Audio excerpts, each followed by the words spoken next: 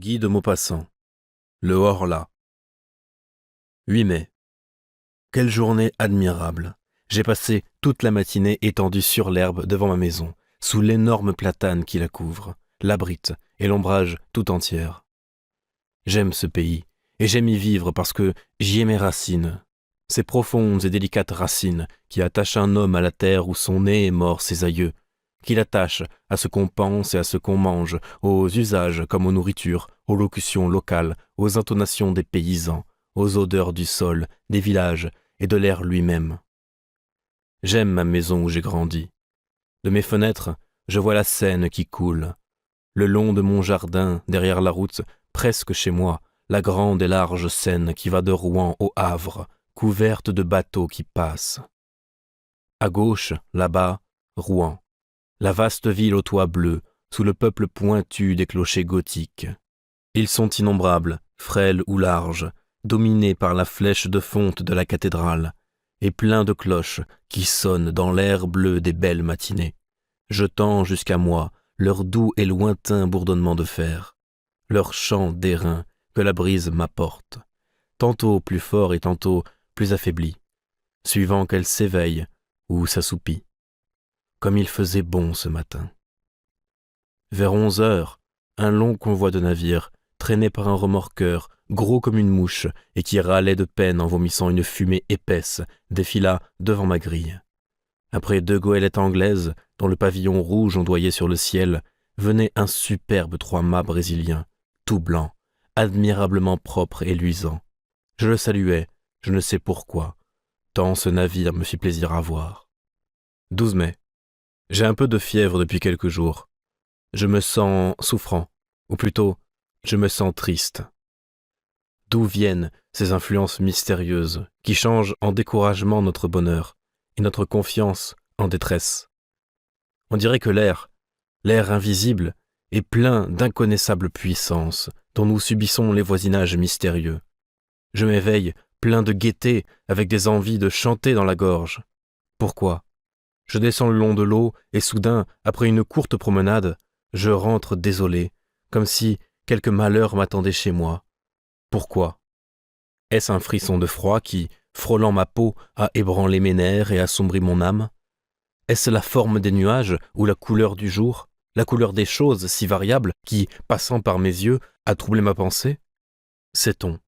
Tout ce qui nous entoure, tout ce que nous voyons sans le regarder, tout ce que nous frôlons sans le connaître, tout ce que nous touchons sans le palper, tout ce que nous rencontrons sans le distinguer, a sur nous, sur nos organes, et par eux sur nos idées, sur notre cœur lui-même, des effets rapides, surprenants et inexplicables. Comme il est profond, ce mystère de l'invisible. Nous ne le pouvons sonder avec nos sens misérables, avec nos yeux qui ne savent apercevoir ni le trop petit, ni le trop grand, ni le trop près, ni le trop loin, ni les habitants d'une étoile, ni les habitants d'une goutte d'eau, avec nos oreilles qui nous trompent car elles nous transmettent les vibrations de l'air en notes sonores. Elles sont des fées qui font ce miracle de changer en bruit ce mouvement, et par cette métamorphose donnent naissance à la musique, qui rend chantante l'agitation muette de la nature. Avec notre odorat, plus faible que celui du chien, avec notre goût qui peut à peine discerner l'âge d'un vin.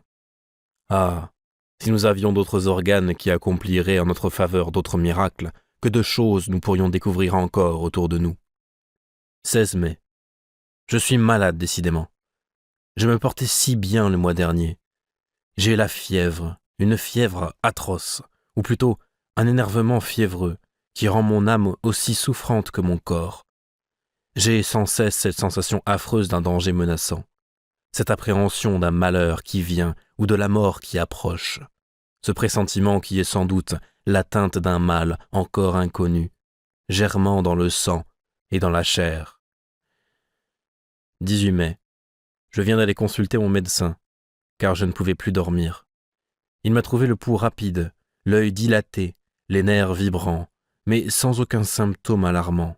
Je dois me soumettre aux douches et boire du bromure de potassium. 25 mai. Aucun changement. Mon état, vraiment, est bizarre. À mesure qu'approche le soir, une inquiétude incompréhensible m'envahit, comme si la nuit cachait pour moi une menace terrible. Je dîne vite, puis j'essaye de lire, mais je ne comprends pas les mots, je distingue à peine les lettres.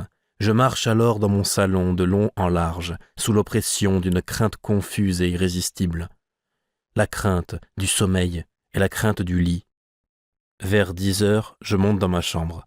À peine entré, je donne 2 tours de clé et je pousse les verrous. J'ai peur. De quoi? Je ne redoutais rien jusqu'ici. J'ouvre mes armoires, je regarde sous mon lit. J'écoute. Quoi?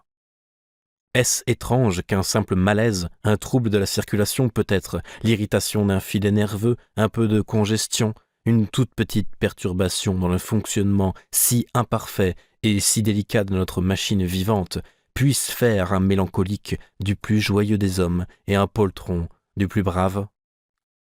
Puis je me couche, et j'attends le sommeil, comme on attendrait le bourreau.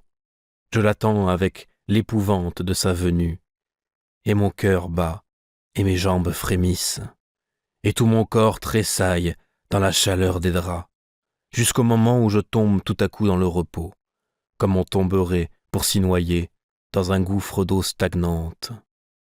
Je ne le sens pas venir, comme autrefois, ce sommeil perfide, caché près de moi, qui me guette, qui va me saisir par la tête, me fermer les yeux, m'anéantir. Je dors, longtemps, 2 ou 3 heures, puis un rêve, non, un cauchemar m'étreint. Je sens bien que je suis couché et que je dors, je le sens et je le sais, et je sens aussi que quelqu'un s'approche de moi, me regarde, me palpe, monte sur mon lit, s'agenouille sur ma poitrine, me prend le cou entre ses mains et serre de toute sa force pour m'étrangler. Moi, je me débats, lié par cette impuissance atroce qui nous paralyse dans les songes. Je veux crier, je ne peux pas. Je veux remuer, je ne peux pas. J'essaye, avec des efforts affreux, en haletant, de me tourner, de rejeter cet être qui m'écrase et qui m'étouffe. Je ne peux pas. Et soudain, je m'éveille, affolé, couvert de sueur. J'allume une bougie, je suis seul. Après cette crise qui se renouvelle toutes les nuits, je dors enfin, avec calme, jusqu'à l'aurore. 2 juin. Mon état s'est encore aggravé. Qu'ai-je donc? La bromure n'y fait rien, les douches n'y font rien. Tantôt, pour fatiguer mon corps, si las pourtant, j'allais faire un tour dans la forêt de Roumare. Je crus d'abord que l'air frais, léger et doux, plein d'odeurs d'herbe et de feuilles, me versait aux veines un sang nouveau. Au cœur, une énergie nouvelle. J'ai pris une grande avenue de chasse, puis je tournai vers la Bouille, par une allée étroite, entre 2 armées d'arbres démesurément hauts, qui mettaient un toit vert, épais, presque noir, entre le ciel et moi. Un frisson me saisit soudain, non pas un frisson de froid, mais un étrange frisson d'angoisse. Je hâtai le pas, inquiet d'être seul dans ce bois, apeuré sans raison, stupidement, par la profonde solitude. Tout à coup, il me sembla que j'étais suivi, qu'on marchait sur mes talons, tout près, à me toucher. Je me retournai brusquement, j'étais seul. Je ne vis derrière moi que la droite et large allée, vide, haute, redoutablement vide. Et de l'autre côté, elle s'étendait aussi à perte de vue, toute pareille, effrayante. Je fermai les yeux. Pourquoi? Et je me mis à tourner sur un talon, très vite, comme une toupie. Je faillis tomber, je rouvris les yeux. Les arbres dansaient, la terre flottait. Je dus m'asseoir. Puis, je ne savais plus par où j'étais venu. Bizarre idée, bizarre idée. Je ne savais plus du tout. Je partis par le côté qui se trouvait à ma droite, et je revins dans l'avenue qui m'avait amené au milieu de la forêt. 3 juin. La nuit a été horrible. Je vais m'absenter pendant quelques semaines. Un petit voyage, sans doute, me remettra. 2 juillet. Je rentre. Je suis guéri. J'ai fait d'ailleurs une excursion charmante. J'ai visité le mont Saint-Michel que je ne connaissais pas. Quelle vision quand on arrive comme moi à Avranches vers la fin du jour. La ville est sur une colline, et on me conduisit dans le jardin public, au bout de la cité. Je poussai un cri d'étonnement. Une baie démesurée s'étendait devant moi, à perte de vue, entre deux côtes écartées se perdant au loin dans les brumes. Et au milieu de cette immense baie jaune, sous un ciel d'or et de clarté, s'élevait sombre et pointu un mont étrange, au milieu des sables. Le soleil venait de disparaître, et sur l'horizon encore flamboyant se dessinait le profil de ce fantastique rocher qui porte sur son sommet un fantastique monument. Dès l'aurore, j'allai vers lui. La mer était basse comme la veille au soir, et je regardais se dresser devant moi, à mesure que j'approchais d'elle, la surprenante abbaye. Après plusieurs heures de marche, j'atteignis l'énorme bloc de pierre qui porte la petite cité dominée par la grande église. Ayant gravi la rue étroite et rapide, j'entrai dans la plus admirable demeure gothique construite pour Dieu sur la terre. Vaste comme une ville, pleine de salles basses écrasées sous des voûtes et de hautes galeries qui soutiennent de frêles colonnes. J'entrai dans ce gigantesque bijou de granit, aussi léger qu'une dentelle, couvert de tours, de sveltes clochetons, où montent des escaliers tordus et qui lancent dans le ciel bleu des jours, dans le ciel noir des nuits, leurs têtes bizarres, hérissées de chimères, de diables, de bêtes fantastiques, de fleurs monstrueuses, et reliés l'un à l'autre par de fines arches ouvragées. Quand je fus sur le sommet, je dis au moine qui m'accompagnait, « Mon père, comme vous devez être bien ici. » Il répondit, « Il y a beaucoup de vent, monsieur. » Et nous nous mîmes à causer en regardant monter la mer, qui courait sur le sable et le couvrait d'une cuirasse d'acier. Et le moine me conta des histoires, toutes les vieilles histoires de ce lieu, des légendes, toujours des légendes. Une d'elles me frappa beaucoup. Les gens du pays, ceux du mont, prétendent qu'on entend parler la nuit dans les sables, puis qu'on entend bêler deux chèvres, l'une avec une voix forte, l'autre avec une voix faible. Les incrédules affirment que ce sont les cris des oiseaux de mer qui ressemblent tantôt à des bêlements et tantôt à des plaintes humaines. Mais les pêcheurs attardés jurent avoir rencontré, rôdant sur les dunes, entre deux marées, autour de la petite ville jetée ainsi loin du monde, un vieux berger, dont on ne voit jamais la tête couverte de son manteau, et qui conduit, en marchant devant eux, un bouc à figure d'homme et une chèvre à figure de femme, tous deux avec de longs cheveux blancs et parlant sans cesse, se querellant dans une langue inconnue, puis cessant soudain de crier pour bêler de toute leur force. Je dis au moine, « Y croyez-vous » Il murmura, « Je ne sais pas. » Je repris, « S'il existait sur la terre d'autres êtres que nous, comment ne les connaîtrions-nous point depuis longtemps? Comment ne les auriez-vous pas vus, vous? Comment ne les aurais-je pas vus, moi ?» Il répondit, « Est-ce que nous voyons la 100 000e partie de ce qui existe? Tenez, voici le vent, qui est la plus grande force de la nature, qui renverse les hommes, abat les édifices, déracine les arbres, soulève la mer en montagne d'eau, détruit les falaises et jette aux brisants les grands navires, le vent qui tue, qui siffle, qui gémit, qui mugit. L'avez-vous vu et pouvez-vous le voir? Il existe pourtant. » Je me tus devant ce simple raisonnement. Cet homme était un sage ou peut-être un sot. Je ne l'aurais pu affirmer au juste, mais je me tus. Ce qu'il disait là, je l'avais pensé souvent. 3 juillet. J'ai mal dormi, certes. Il y a ici une influence fiévreuse, car mon cocher souffre du même mal que moi. En rentrant hier, j'avais remarqué sa pâleur singulière. Je lui demandai, « Qu'est-ce que vous avez, Jean ?»« J'ai que je ne peux plus me reposer, monsieur. Ce sont mes nuits qui mangent mes jours. Depuis le départ de monsieur, cela me tient comme un sort. Les autres domestiques vont bien cependant, mais j'ai grand-peur d'être repris, moi. 4 juillet. Décidément, je suis repris. Mes cauchemars anciens reviennent. Cette nuit, j'ai senti quelqu'un accroupi sur moi, et qui, sa bouche sur la mienne, buvait ma vie entre mes lèvres. Oui, il la puisait dans ma gorge, comme aurait fait une sangsue.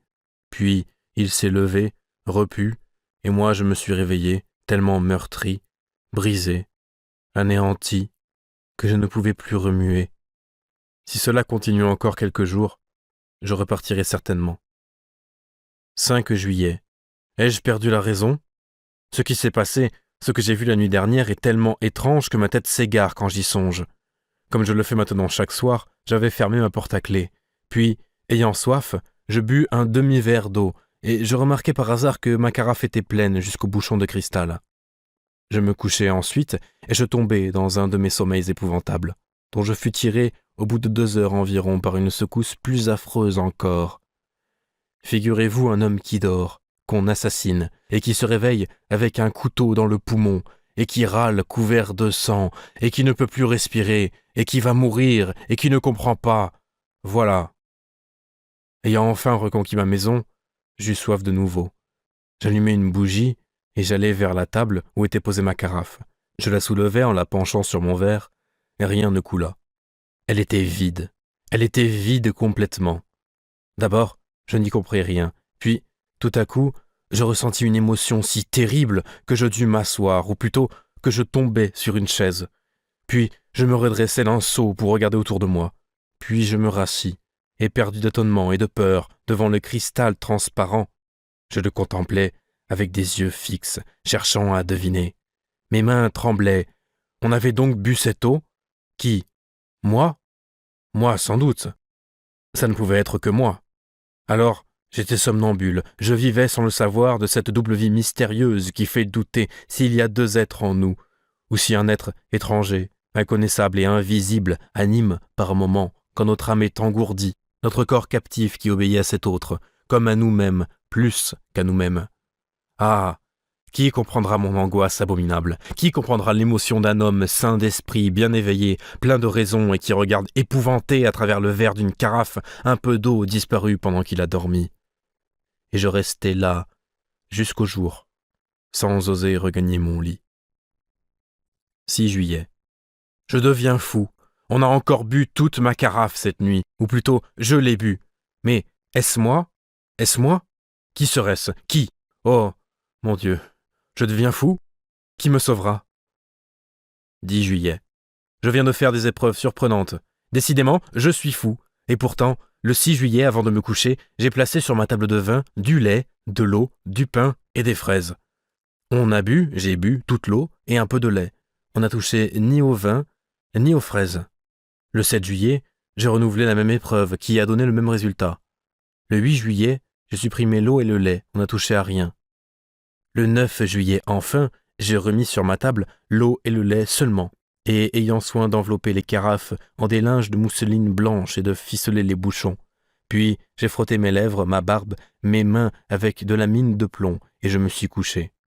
L'invincible sommeil m'a saisi, suivi bientôt de l'atroce réveil. Je n'avais point remué. Mes draps eux-mêmes ne portaient pas de taches. Je m'élançai vers ma table. Les linges enfermant les bouteilles étaient demeurés immaculés. Je déliai les cordons, en palpitant de crainte.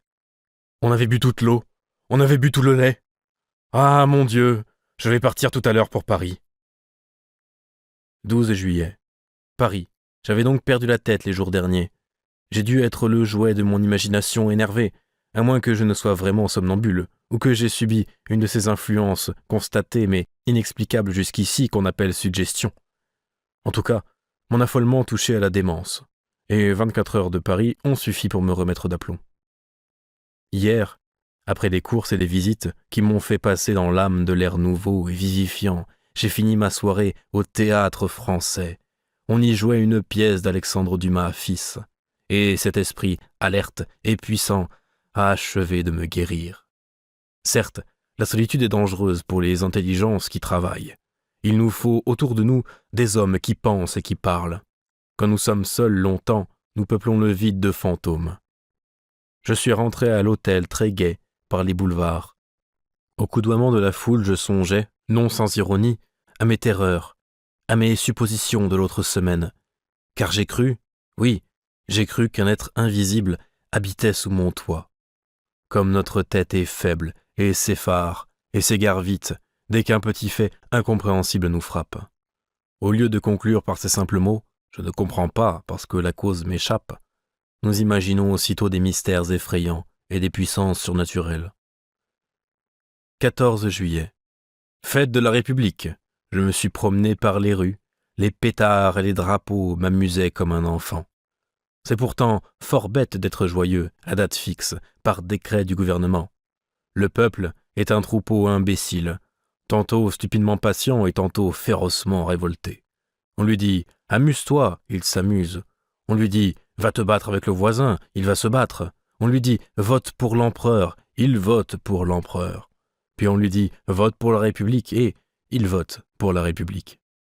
Ceux qui le dirigent sont aussi sots, mais au lieu d'obéir à des hommes, ils obéissent à des principes, lesquels ne peuvent être que niais, stériles et faux, par cela même qu'ils sont des principes, c'est-à-dire des idées réputées certaines et immuables, en ce monde où l'on n'est sûr de rien, puisque la lumière est une illusion, puisque le bruit est une illusion. 16 juillet. J'ai vu hier des choses qui m'ont beaucoup troublé. Je dînais chez ma cousine, Madame Sablé, dont le mari commande le 76e chasseur à Limoges. Je me trouvais chez elle avec 2 jeunes femmes, dont l'une a épousé un médecin, le docteur Parent, qui s'occupe beaucoup de maladies nerveuses et des manifestations extraordinaires auxquelles donnent lieu en ce moment les expériences sur l'hypnotisme et la suggestion. Il nous raconta longtemps les résultats prodigieux obtenus par des savants anglais et par les médecins de l'école de Nancy. Les faits qu'il avança me parurent tellement bizarres que je me déclarai tout à fait incrédule. Nous sommes, affirmait-il, sur le point de découvrir un des plus importants secrets de la nature. Je veux dire, un de ses plus importants secrets sur cette terre. Car elle en a certes d'autrement importants, là-bas, dans les étoiles. Depuis que l'homme pense, depuis qu'il sait dire et écrire sa pensée, il se sent frôlé par un mystère impénétrable pour ses sens grossiers et imparfaits, et il tâche de suppléer, par l'effort de son intelligence, à l'impuissance de ses organes. Quand cette intelligence demeurait encore à l'état rudimentaire, cette hantise des phénomènes invisibles a pris des formes banalement effrayantes. De là sont nées les croyances populaires au surnaturel, les légendes des esprits rôdeurs, des fées, des gnomes, des revenants, je dirais même la légende de Dieu, car nos conceptions de l'ouvrier créateur, de quelque religion qu'elles nous viennent, sont bien les inventions les plus médiocres, les plus stupides, les plus inacceptables sorties du cerveau apeuré des créatures. Rien de plus vrai que cette parole de Voltaire. Dieu a fait l'homme à son image, mais l'homme le lui a bien rendu. Mais, depuis un peu plus d'un siècle, on semble pressentir quelque chose de nouveau. Mesmer et quelques autres nous ont mis sur une voie inattendue, et nous sommes arrivés vraiment, depuis 4 ou 5 ans surtout, à des résultats surprenants. Ma cousine, très incrédule aussi, souriait. Le docteur Parent lui dit « Voulez-vous que j'essaie de vous endormir, madame ?»« Oui, je veux bien. » Elle s'assit dans un fauteuil, et il commença à la regarder fixement, en la fascinant. Moi, je me sentis soudain un peu troublé, le cœur battant, la gorge serrée. Je voyais les yeux de madame Sablé s'alourdir, sa bouche se crisper, sa poitrine haleter. Au bout de 10 minutes, elle dormait. « Mettez-vous derrière elle, » dit le médecin. Et je m'assis derrière elle. Il lui plaça entre les mains une carte de visite en lui disant « Ceci est un miroir. Que voyez-vous dedans ?» Elle répondit « Je vois mon cousin. Que fait-il ? Il se tord la moustache. Et maintenant ? Il tire de sa poche une photographie. Quelle est cette photographie ? La sienne. C'était vrai. Et cette photographie venait de m'être livrée le soir même à l'hôtel. Comment est-il sur ce portrait ? Il se tient debout avec son chapeau à la main. Donc, elle voyait dans cette carte, dans ce carton blanc, comme elle eût vu dans une glace. Les jeunes femmes, épouvantées, disaient « Assez, assez, assez !» Mais le médecin ordonna « Vous vous lèverez demain à 8 heures, puis vous irez trouver à son hôtel votre cousin, et vous le supplierez de vous prêter 5 000 francs que votre mari vous demande, et qu'il vous réclamera à son prochain voyage. » Puis, il la réveilla. En rentrant à l'hôtel, je songeais à cette curieuse séance et des doutes m'assaillirent. Non point sur l'absolu, sur l'insoupçonnable bonne foi de ma cousine, que je connaissais comme une sœur depuis l'enfance, mais sur une supercherie possible du docteur. Ne dissimulait-il pas dans sa main une glace qu'il montrait à la jeune femme endormie, en même temps que sa carte de visite ? Les prestidigitateurs de profession font des choses autrement singulières. Je rentrai donc et je me couchai. Or, ce matin, vers 8h30, je fus réveillé par mon valet de chambre qui me dit « C'est Madame Sablé qui demande à parler à monsieur tout de suite. » Je m'habillai à la hâte et je la reçus. Elle s'assit fort troublée, les yeux baissés, et, sans lever son voile, elle me dit « Mon cher cousin, j'ai un gros service à vous demander. »« Lequel, ma cousine ?»« Cela me gêne beaucoup de vous le dire, et pourtant il le faut. J'ai besoin, absolument besoin, de 5000 francs. »« Allons donc. Vous ? » ?»« Oui, moi, ou plutôt mon mari qui me charge de les trouver. » J'étais tellement stupéfait que je balbutiai mes réponses. Je me demandais si vraiment elle ne s'était pas moquée de moi avec le docteur Parent, si ce n'était pas là une simple farce préparée d'avance et fort bien jouée. Mais, en la regardant avec attention, tous mes doutes se dissipèrent. Elle tremblait d'angoisse, tant cette démarche était douloureuse, et je compris qu'elle avait la gorge pleine de sanglots. Je la savais fort riche et je repris « Comment ? Votre mari n'a pas 5000 francs à sa disposition ? Voyons, réfléchissez. Êtes-vous sûr qu'il vous a chargé de me les demander ?» Elle hésita quelques secondes, comme si elle eût fait un grand effort pour chercher dans son souvenir, puis elle répondit « Oui, oui, j'en suis sûr. » « Il vous a écrit ?» Elle hésita encore, réfléchissant. Je devinais le travail torturant de sa pensée. Elle ne savait pas. Elle savait seulement qu'elle devait m'emprunter 5000 francs pour son mari, donc elle osa mentir. « Oui, il m'a écrit. »« Quand donc ? Vous ne m'avez parlé de rien hier. »« J'ai reçu sa lettre ce matin. »« Pouvez-vous me la montrer ?»« Non, non, non. Elle contenait des choses intimes, trop personnelles, je l'ai brûlée. »« Alors c'est que votre mari fait des dettes. » Elle hésita encore, puis murmura « Je ne sais pas. » Je déclarai brusquement « C'est que je ne puis disposer de 5000 francs en ce moment, ma chère cousine. » Elle poussa une sorte de cri de souffrance. « Oh, oh, je vous en prie, trouvez-les !» Elle s'exaltait, joignait les mains comme si elle m'eût prié. J'entendais sa voix changer de ton. Elle pleurait et bégayait, harcelée et dominée par l'ordre irrésistible qu'elle avait reçu. « Oh, oh, je vous en supplie, si vous saviez comme je souffre, il me les faut aujourd'hui !» J'eus pitié d'elle. « Vous les aurez tantôt, je vous le jure. » Elle s'écria « Oh, merci, merci, que vous êtes bon !» Je repris « Vous rappelez-vous de ce qui s'est passé hier chez vous ?»« Oui. »« Vous rappelez-vous que le docteur Parent vous a endormi ?»« Oui. »« Eh bien, il vous a ordonné de venir m'emprunter ce matin 5000 francs, et vous obéissez en ce moment à cette suggestion. » Elle réfléchit quelques secondes et répondit « Puisque c'est mon mari qui les demande. » Pendant 1 heure, j'essayai de la convaincre, mais je n'y pus parvenir. Quand elle fut partie, je courus chez le docteur. Il allait sortir, et il m'écouta en souriant, puis il dit « Croyez-vous maintenant ? Oui, il le faut bien. Allons chez votre parente. » Elle somnolait déjà sur une chaise longue, accablée de fatigue. Le médecin lui prit le pouls, la regarda quelque temps, une main levée vers ses yeux qu'elle ferma peu à peu sous l'effort insoutenable de cette puissance magnétique. Quand elle fut endormie, « Votre mari n'a plus besoin de 5000 francs. Vous allez donc oublier que vous avez prié votre cousin de vous les prêter et, s'il vous parle de cela, vous ne comprendrez pas. » Puis il la réveilla.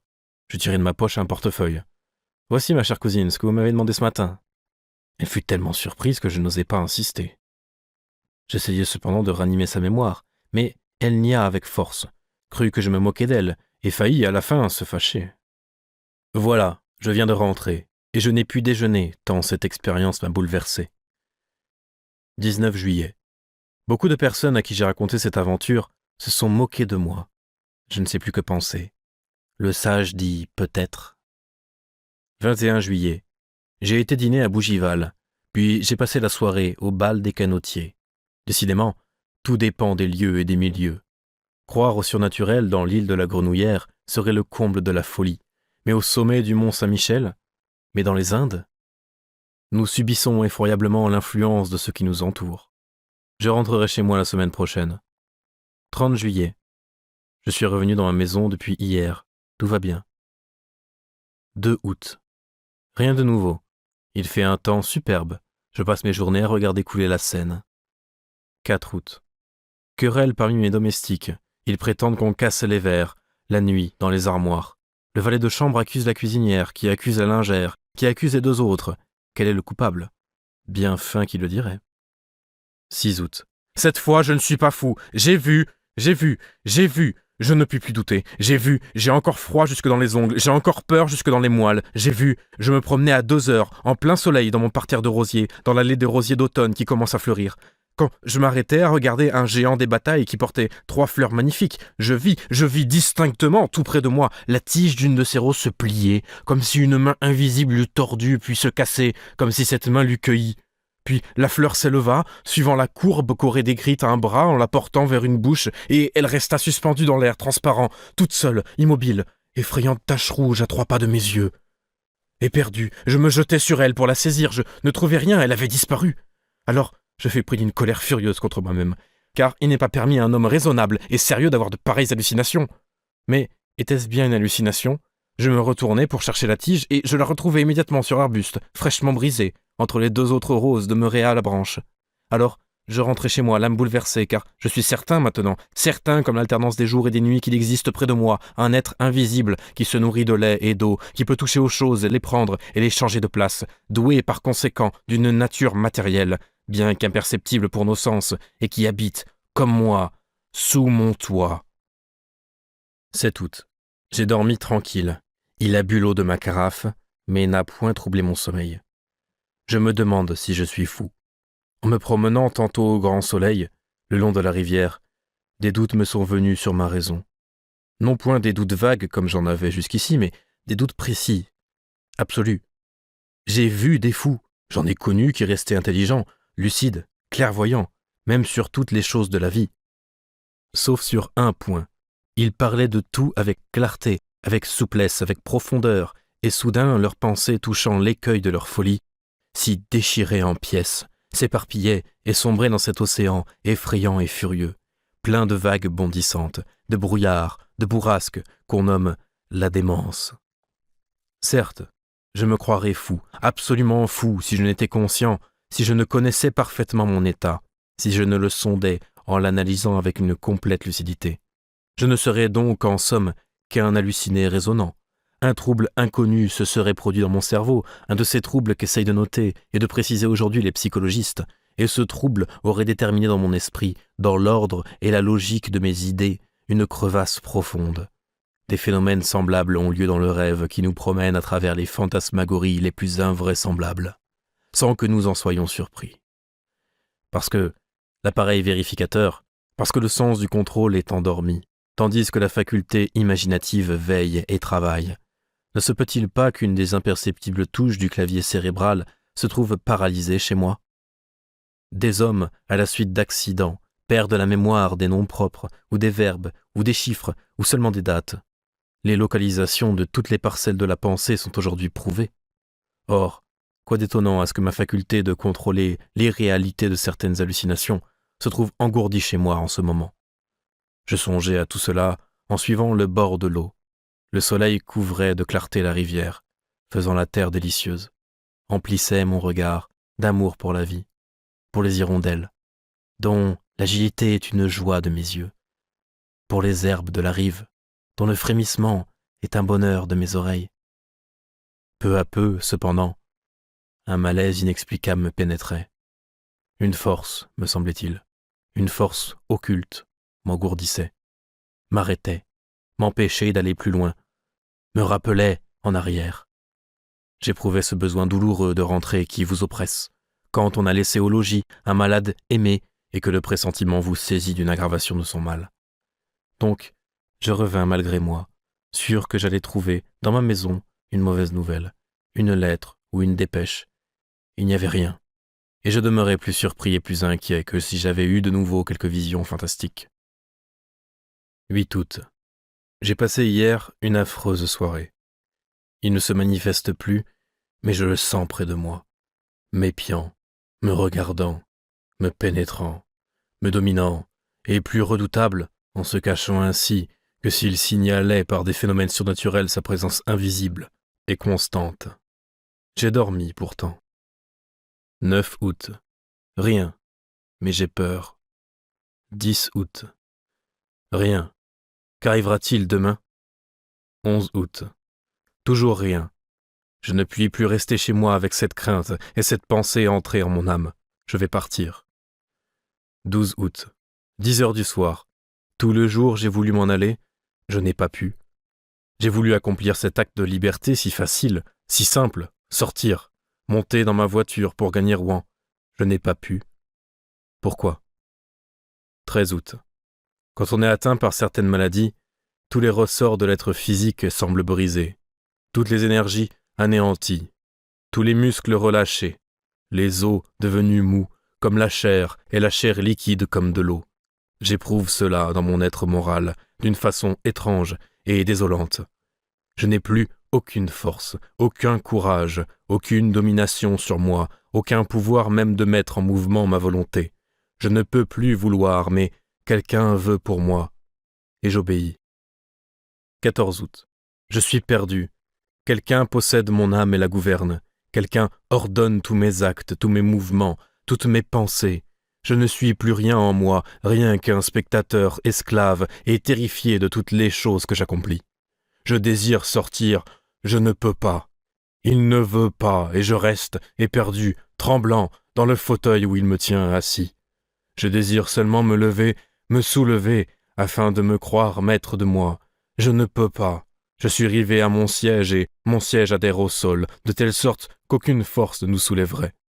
Puis, tout d'un coup, il faut que j'aille au fond de mon jardin cueillir des fraises et les manger, et j'y vais, je cueille des fraises et je les mange. Oh, mon Dieu, mon Dieu, mon Dieu, est-il un Dieu? S'il en est un, délivrez-moi, sauvez-moi, secourez-moi, pardon, pitié, grâce, sauvez-moi. Oh, quelle souffrance, quelle torture, quelle horreur.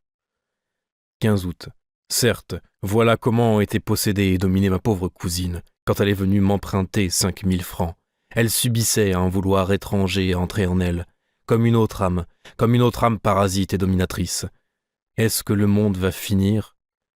Mais celui qui me gouverne, quel est-il, cet invisible, cet inconnaissable, ce rôdeur d'une race surnaturelle ? Donc les invisibles existent. Alors, comment, depuis l'origine du monde, ne se sont-ils pas encore manifestés d'une façon précise, comme ils le font pour moi ? Je n'ai jamais rien lu qui ressemble à ce qui s'est passé dans ma demeure. Oh, si je pouvais la quitter, si je pouvais m'en aller, fuir et ne pas revenir, je serais sauvé, mais je ne peux pas. 16 août. J'ai pu m'échapper aujourd'hui pendant 2 heures, comme un prisonnier qui trouve ouverte par hasard la porte de son cachot. J'ai senti que j'étais libre tout à coup et qu'il était loin. J'ai ordonné d'atteler bien vite et j'ai gagné Rouen. Oh, quelle joie de pouvoir dire à un homme qui obéit « Allez à Rouen !» Je me suis fait arrêter devant la bibliothèque et j'ai prié qu'on me prêtât le grand traité du docteur Hermann Herestauss sur les habitants inconnus du monde antique et moderne. Puis, au moment de remonter dans mon coupé, j'ai voulu dire « À la gare !» et j'ai crié, je n'ai pas dit, j'ai crié d'une voix si forte que les passants se sont retournés « À la maison !» Et je suis tombé, affolé d'angoisse, sur le coussin de ma voiture. Il m'avait retrouvé et repris.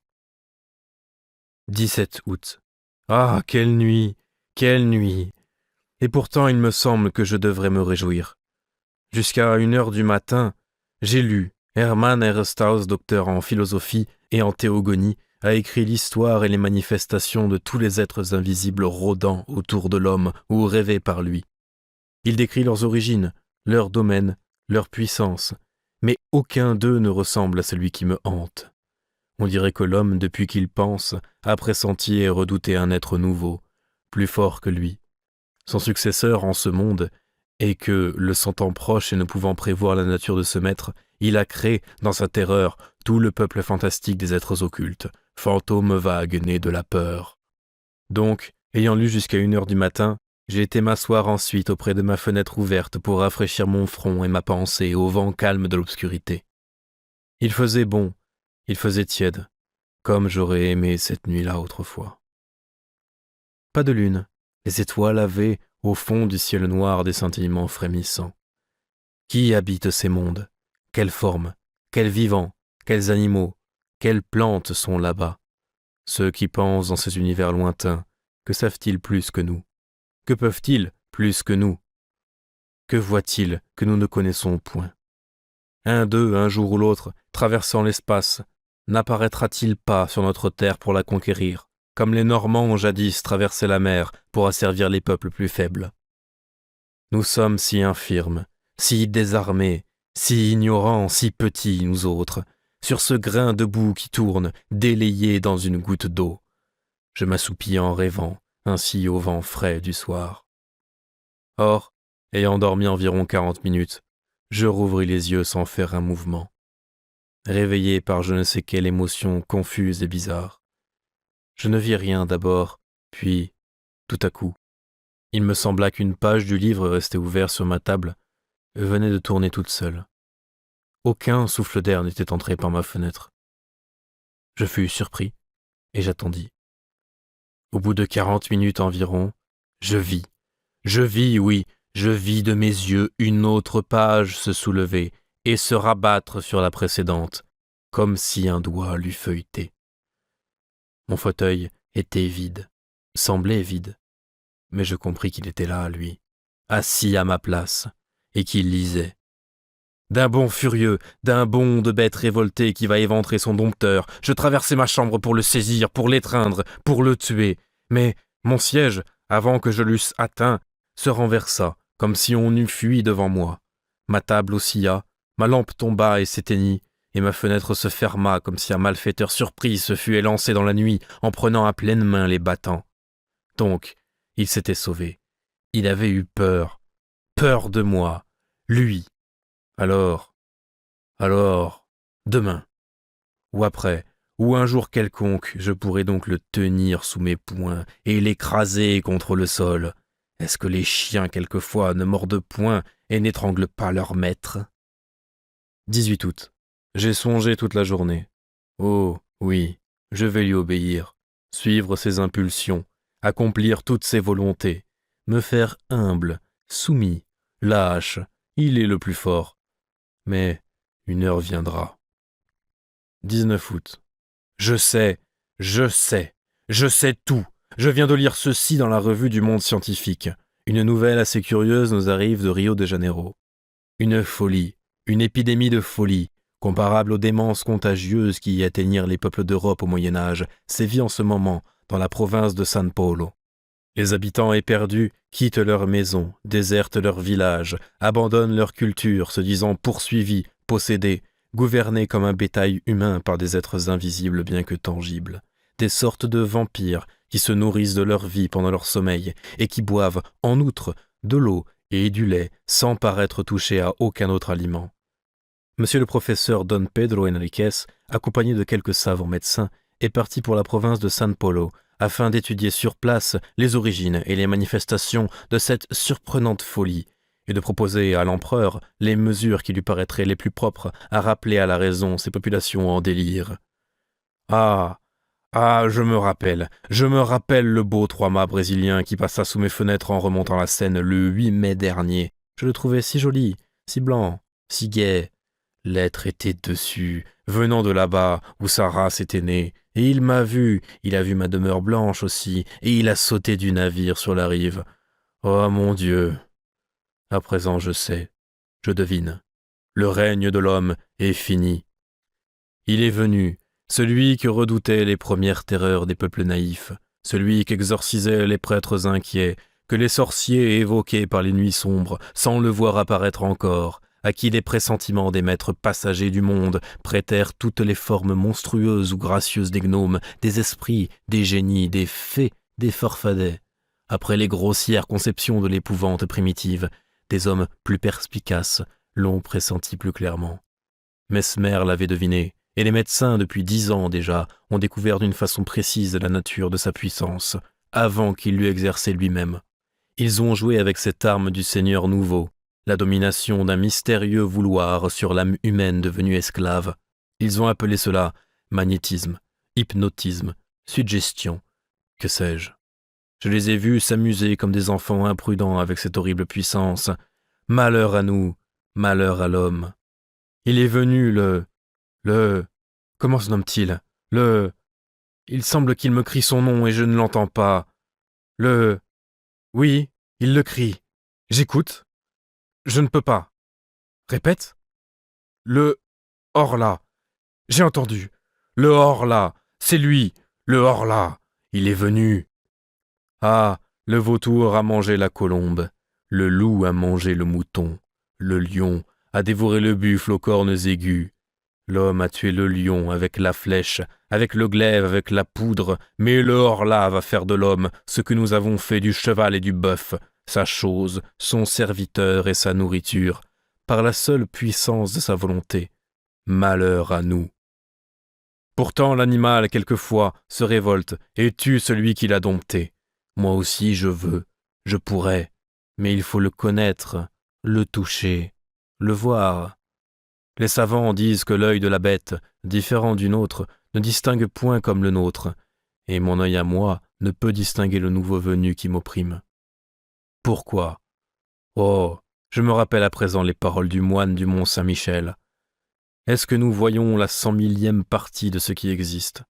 Tenez, voici le vent qui est la plus grande force de la nature, qui renverse les hommes, abat les édifices, déracine les arbres, soulève la mer en montagne d'eau, détruit les falaises et jette au brisant les grands navires, le vent qui tue, qui siffle, qui gémit, qui mugit. L'avez-vous vu et pouvez-vous le voir?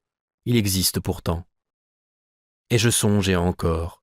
Mon œil est si faible, si imparfait qu'il ne distingue même point les corps durs, s'ils sont transparents comme le verre.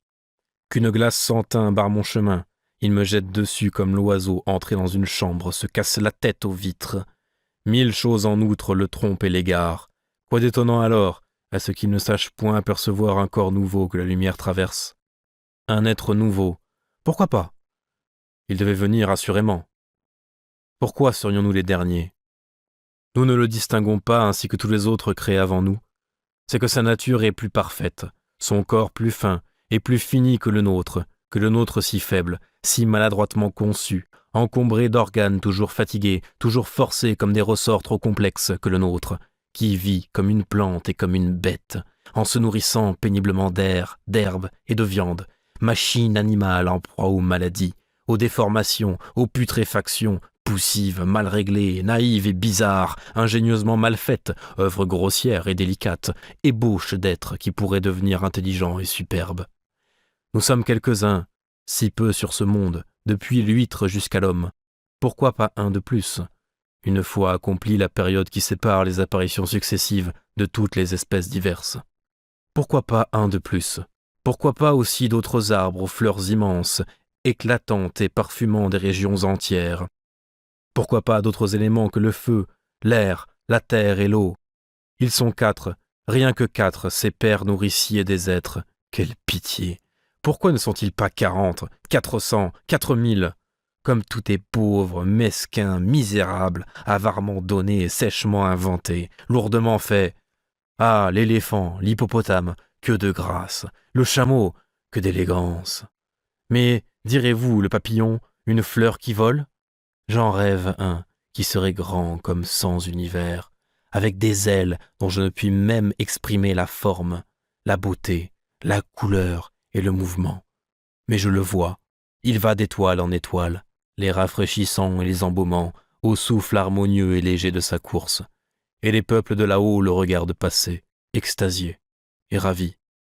Qu'ai-je donc? C'est lui, le horla qui me hante, qui me fait penser ses folies. Il est en moi. Il devient mon âme. Je le tuerai. 19 août. Je le tuerai. Je l'ai vu. Je me suis assis hier soir à ma table et je fis semblant d'écrire avec une grande attention. Je savais bien qu'il viendrait rôder autour de moi tout près, si près que je pourrais peut-être le toucher, le saisir, et alors, j'aurais la force de désespérer. J'aurais mes mains, mes genoux, ma poitrine, mon front, mes dents pour l'étrangler, l'écraser, le mordre, le déchirer. Et je le guettais, avec tous mes organes surexcités. J'avais allumé mes 2 lampes et les 8 bougies de ma cheminée, comme si j'eusse pu dans cette clarté le découvrir. En face de moi, mon lit, un vieux lit de chêne à colonnes. À droite, ma cheminée. À gauche, ma porte fermée avec soin, après l'avoir laissée longtemps ouverte afin de la tirer.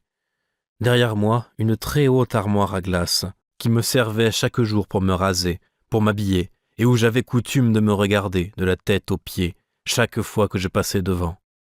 Donc, je faisais semblant d'écrire pour le tromper, car il m'épiait lui aussi. Et soudain, je sentis. Je fus certain qu'il lisait par-dessus mon épaule, qu'il était là, frôlant mon oreille. Je me dressais, les mains tendues, en me tournant si vite que je faillis tomber. Eh bien, on y voyait comme en plein jour, et je ne me vis pas dans ma glace.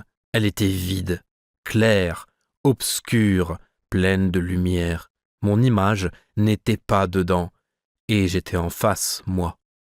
Je voyais le grand verre limpide du haut en bas, et je regardais cela avec des yeux affolés, et je n'osais plus avancer, je n'osais plus faire un mouvement, sentant bien pourtant qu'il était là, mais qu'il m'échapperait encore, lui dont le corps imperceptible avait dévoré mon reflet. Comme j'eus peur. Puis voilà que tout à coup je commençai à m'apercevoir dans une brume, au fond du miroir, dans une brume comme à travers une nappe d'eau, et il me semblait que cette eau glissait de gauche à droite, lentement, rendant plus précise mon image, de seconde en seconde. C'était comme la fin d'une éclipse. Ce qui me cachait ne paraissait point posséder de contours nettement arrêtés, mais une sorte de transparence opaque, s'éclaircissant peu à peu. Je pus enfin me distinguer complètement, ainsi que je le fais chaque jour en me regardant. Je l'avais vu. L'épouvante m'en est restée qui me fait encore frissonner. 20 août. Le tuer? Comment? Puisque je ne peux l'atteindre. Le poison? Mais il me verrait le mêler à l'eau. Et nos poisons, d'ailleurs, auraient-ils un effet sur son corps imperceptible? Non, non, sans aucun doute. Alors? 21 août.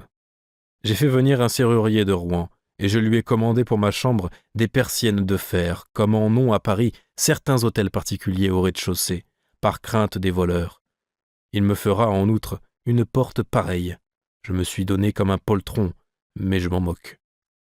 10 septembre. Rouen, hôtel Continental.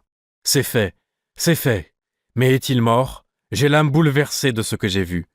Hier soir, le serrurier ayant posé ma persienne et ma porte de fer, j'ai laissé tout ouvert jusqu'à minuit, bien qu'il commençât à faire froid. Tout à coup, j'ai senti qu'il était là. Et une joie folle m'a saisi. Je me suis levé lentement, et j'ai marché à droite, à gauche, longtemps pour qu'il ne devinât rien. Puis j'ai ôté mes bottines et mis mes savates avec négligence. Puis j'ai fermé ma persienne de fer, et revenant à pas tranquille vers la porte, j'ai fermé la porte aussi à double tour. Retournant alors vers la fenêtre, je la fixai par un cadenas dont je mis la clé dans ma poche. Tout à coup, j'ai compris qu'il s'agitait autour de moi, qu'il avait peur à son tour, qu'il m'ordonnait de lui ouvrir. Je faillis céder, je ne cédai pas, mais m'adossant à la porte, je l'entrebâillai, tout juste assez pour passer moi à reculons. Et comme je suis très grand, ma tête touchait au linteau.